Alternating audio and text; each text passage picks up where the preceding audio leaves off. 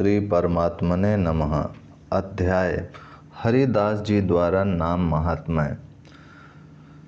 देवता कहते हैं, जो भगवान के सुमधुर नामों का संकीर्तन करता है अथवा जो हरि भक्तों का प्रिय ही है और जो देवता, ब्राह्मण, गुरु और श्रेष्ठ विद्वानों की सदा सेवा शुश्रूषा करता है, ऐसा श्रेष्ठ भक्त हम लोगों का भी वंदनीय है। अर्थात हम देवता त्रिलोकी के वंद हैं, किंतु ऐसा भक्त हमारा भी श्रद्धेय है। शोक और मोह का कारण है प्राणियों में विभिन्न भावों का अध्यारोप।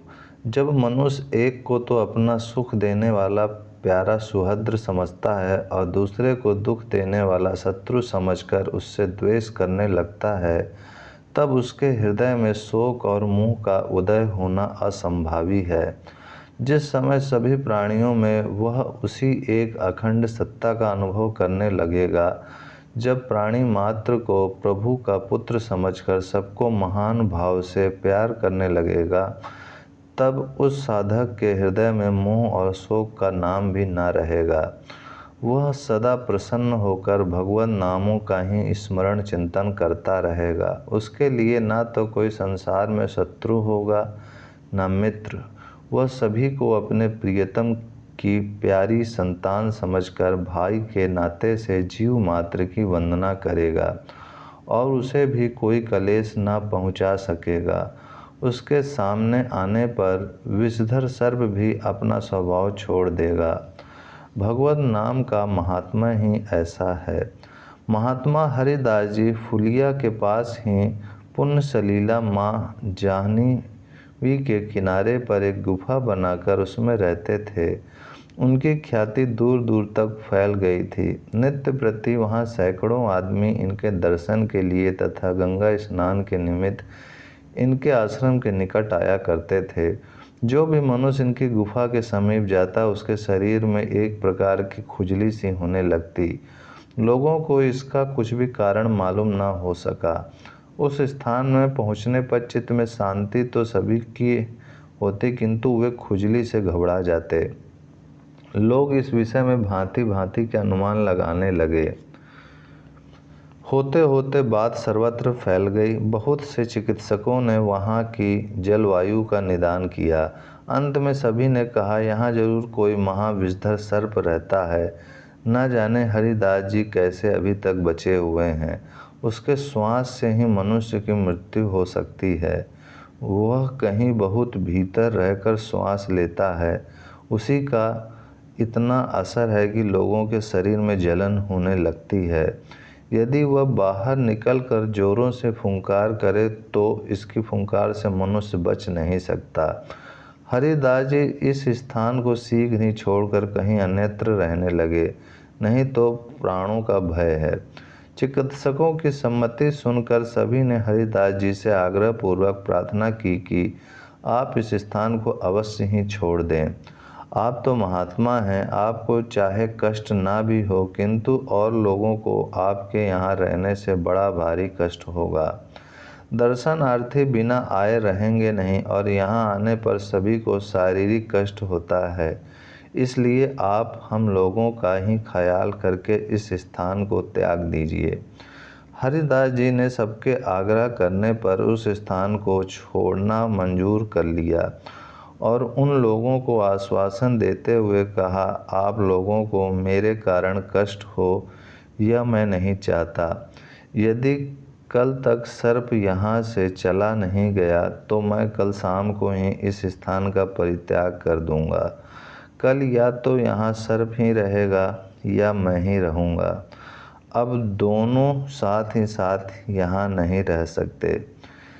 इनके ऐसे निश्चय को सुनकर लोगों को बड़ा भारी आनंद हुआ और सभी अपने अपने स्थानों को चले गए। दूसरे दिन बहुत से भक्त एकत्रित होकर हरिदास जी के समीप श्री कृष्ण कीर्तन कर रहे थे कि उसी समय सब लोगों को उस अंधेरे स्थान में बड़ा भारी प्रकाश सा मालूम पड़ा। सभी भक्त आश्चर्य के साथ उस प्रकाश की ओर देखने लगे। सभी ने देखा कि एक चित्र विचित्र रंगों का बड़ा भारी सर्प वहां से निकलकर गंगा जी की ओर जा रहा है। उसके मस्तक पर एक बड़ी सी मणि जड़ी हुई है, उसी का इतना तेज प्रकाश है। सभी ने उस भयंकर सर्प को देखकर आश्चर्य प्रकट किया। सर्प धीरे धीरे गंगा जी के किनारे किनारे बहुत दूर चला गया। उस दिन से आश्रम में आने वाले किसी भी दर्शनार्थी के शरीर में खुजली नहीं हुई। भक्तों का ऐसा ही प्रभाव होता है। उनके प्रभाव के सामने अजगर तो क्या, कालकूट को हजम करने वाले देवाधिदेव महादेव जी तक भी भय खाते हैं। यह सब भगवान की भक्ति का ही महात्म्य है। इस प्रकार महात्मा हरिदास जी फुलिया में रहते हुए श्री भागीरथी का सेवन करते हुए आचार्य अद्वैत के सत्संग का निरंतर आनंद लूटते रहे। अद्वैताचार्य ही इनके गुरु, पिता, आश्रयदाता अथवा सर्वस्व थे। उनके ऊपर इनकी बड़ी भारी भक्ति थी। जिस दिन महाप्रभु का जन्म नवद्वीप में हुआ था, उस दिन आचार्य के साथ ही आनंद में विभोर होकर नृत्य कर रहे थे। आचार्य का कहना था कि ये जगन्नाथ तनय कालांतर में गौरांग रूप से जनोद्धार तथा संपूर्ण देश में श्री कृष्ण कीर्तन का प्रचार करेंगे। आचार्य के वचनों पर हरिदास जी को पूर्ण विश्वास था, इसीलिए वे भी गौरांग के प्रकाश की प्रतीक्षा में निरंतर श्री कृष्ण कीर्तन करते हुए काल यापन करने लगे। उस समय सप्तग्राम में हिरण्य और गोवर्धन मजूमदार नामक दो धनिक जमींदार भाई निवास करते थे। उनके कुल पुरोहित परम वैष्णव शास्त्रवेत्ता पंडित बलराम आचार्य थे। आचार्य महाशय वैष्णव का बड़ा ही आदर सत्कार किया करते थे। अद्वैताचार्य जी से उनकी अत्यंत ही घनिष्ठता थी। दोनों ही विद्वान थे, कुलीन थे, भगवत भक्त और देश काल के मर्मज्ञ थे। इसी कारण हरिदास जी भी कभी कभी सप्तग्राम में जाकर बलराम आचार्य के यहाँ रहते थे। आचार्य इनकी नाम निष्ठा और भगवत भक्ति देखकर बड़े ही प्रसन्न होते और सदा इन्हें पुत्र की भांति प्यार किया करते थे। गोवर्धन मजूमदार पुत्र रघुनाथ दास जब पढ़ने के लिए आचार्य के यहाँ आते थे तो हरिदास जी को सदा नाम जप करते ही पाते। इसीलिए वे मन ही मन इनके प्रति बड़ी श्रद्धा रखने लगे। एक दिन आचार्य इन्हें मजूमदार की सभा में ले गए। मजूमदार महाशय अपने कुल गुरु के चरणों में अत्यंत ही श्रद्धा रखते थे। वैष्णव भक्तों का भी यथेष्ट आदर करते थे। अपने कुल गुरु के साथ हरिदास जी को आया देखकर हिरण्य और गोवर्धन दोनों भाइयों ने आचार्य के सहित हरिदास जी की उठकर अभ्यर्चना की और शिष्टाचार प्रदर्शित करते हुए उन्हें बैठने के लिए सुंदर आसन दिया। हरिदास जी बिना रुके जोरों से इस मंत्र का जप कर रहे थे, हरे राम राम राम हरे हरे, हरे कृष्ण कृष्ण कृष्ण हरे हरे।